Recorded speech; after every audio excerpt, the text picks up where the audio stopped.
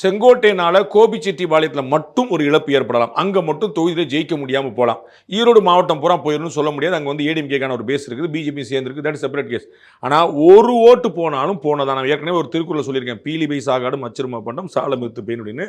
ஒரு மயிலிறகு போனால் ஒரு மயிலிறகு, அப்படியே ஒரு 1000 மயிலிறகு போனால் அது ஒரு கிலோ, அது ஒரு வெயிட், அதுக்கு தனி இருக்கு. ஸோ ஒரு மயிலிறகு தானே விழுந்தா போதும் அப்படின்னு சொல்ல முடியாது. அப்போ ஒன்றா சசிகலா போனால் பரவாயில்ல, இபிஎஸ் போனால் டிடிவி போனால் பரவாயில்ல, ஓபிஎஸ் போனால் பரவாயில்ல, செங்கோட்டையன் பரவாயில்ல அப்படின்னு போட்டுனே விட்டுட்டு போனால் அது கட்டாயமாக அதிமுக பலவீனம் தான். இந்த எலெக்ஷன் தருணத்தில் இது ஏற்கத்தக்கதல்ல. ஸோ இந்த இடத்துல மேலே இருக்கக்கூடிய தலைவர்கள் ராஜதந்திரமாக செயல்பட்டு, அது திரு இபிஎஸ் அவர்களும் சரி, திரு டிடிவி அவர்களும் சரி, ரெண்டு இப்போ வந்து இந்த இடத்துல இயக்கக்கூடிய மைய புள்ளி திரு டிடிவி அவர்கள் அப்படின்னு புரிஞ்சுக்கணும்.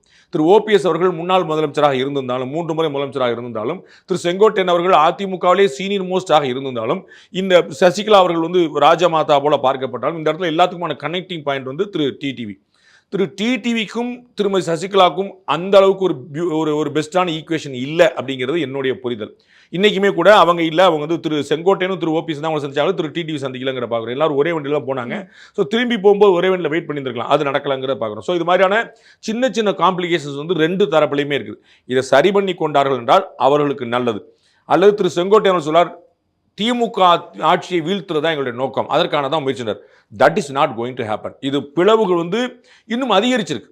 இப்போ அதிமுகவை ஒன்றிணைக்கிறேன் அப்படிங்கிற பேரில் அதிமுகவை மேலும் பலவீனம் செய்யறதுக்கான முயற்சி நடந்திருக்கு. அது நான் சொல்றது திரு இபிஎஸ் சரியா, திரு டிடிவி சரியா அப்படிங்கிற இடத்துக்குள்ளே போல எல்லா பக்கமும் தப்பு இருக்குன்னு நான் சொல்ல வரேன்.